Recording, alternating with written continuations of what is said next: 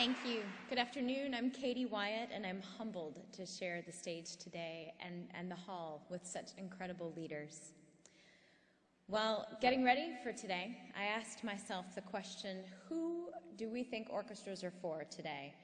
Are they for the trustees, the musicians, the ticket buyers? Or are they for the parents who have children with no music in their schools? Are they for people who can only come to our free parks concerts? In my own view, they don't belong to any one of these groups, and instead, we as orchestras belong to the whole community, to everyone. In thinking about belonging, I loved what Mr. Wendling shared about making your contribution.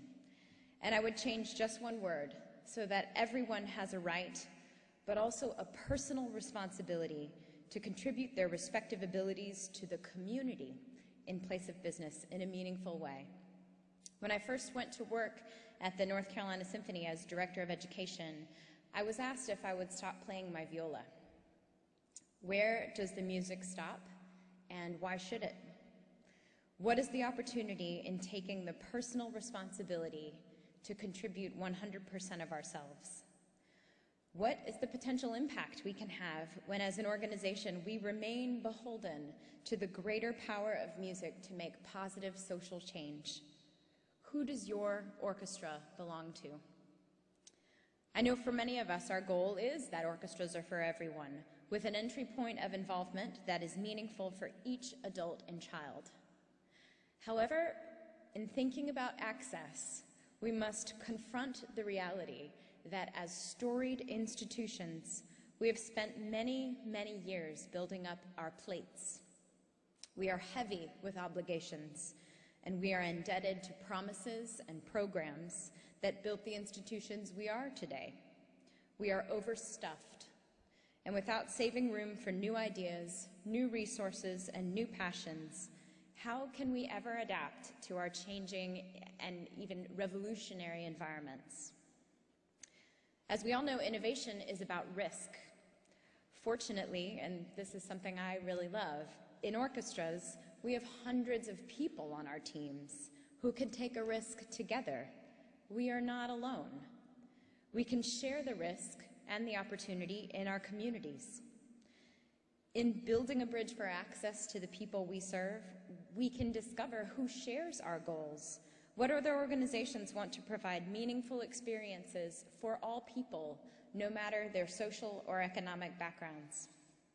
Do we have the guts to make an equal commitment to classical music and social good in ways that strengthen our investment in our communities?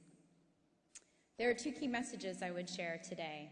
The first is the great opportunity before us in equalizing our artistic and community building mission. We are now in a time when many of our cultural institutions are under strict scrutiny, questioning our relevance and impact in the communities where we live.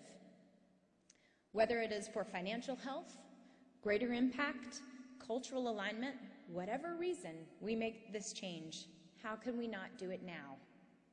What might it mean for orchestras to equalize our artistic and community building missions, to flatten the barriers to access and lift up a mission that has historically been secondary? For many of us, this has already begun to happen as community impact and engagement takes greater prominence in our orchestra's plans for the future. I think this is a strong way forward, and it capitalizes on the desire of communities to thrive. As improvements are made in education, transitioning families out of poverty, supporting local business and food, and fostering a representative government, orchestras have a role to play in creating a thriving cultural backbone to help citizens find commonalities in self-expression and emotion, to help us work through our daily struggle of working together as disparate, different, and individual members of a common community. My second challenge to you builds off inspiration from the movement of El Sistema, one example of innovation in access and empowerment taking place in orchestra communities around the world. As many of you know, I am very involved in this movement and from it I have learned an essential lesson about risk. When I returned to Venezuela this spring, this time as an Abreu Fellow, I brought with me a lot of questions, and I was really worried about how I could begin a model of El Sistema in the United States.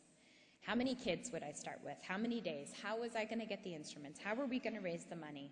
How could I be absolutely sure that we were doing it right? To this, most of the Venezuelans would kind of pat me on the shoulder and say, "Tranquilo, flaca, chill out, skinny girl." No one in Venezuela would tell me that this was the way, or that that should be how you should start.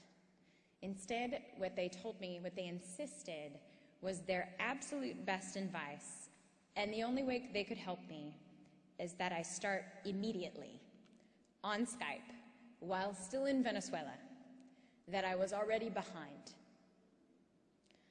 It took me a few months to realize that they were trying to instill in me the essence of the motto of El Sistema, tocar y luchar, to play and to strive. This motto can be a mantra for a 6-year-old picking up an instrument that she has never heard of and making it her own. It can be a motto for all orchestras here, that as we play our music, we must constantly strive to make ourselves all that we can. I was so worried about having a plan, about beginning with the end in mind. Through diving headlong into El Sistema, I learned that it is not always about seeing the end, and that innovation can be about simply beginning. 3M's concept of make a little, sell a little would spread like wildfire in Venezuela and is being picked up by social entrepreneurs everywhere. I think the most important innovative step many orchestras have undertaken in finding relevance again in their communities is that they have started to make changes, that they have simply begun without having everything figured out, and accepting that the answers to our questions are in the journey, and that innovation and positive change happens in the struggle and in the playing. Isn't it our shared belief in the intrinsic power of music and performance that we can deliver in real time without knowing what might happen next or what might happen at the end of the piece? Awe and inspiration for our communities. Thank you.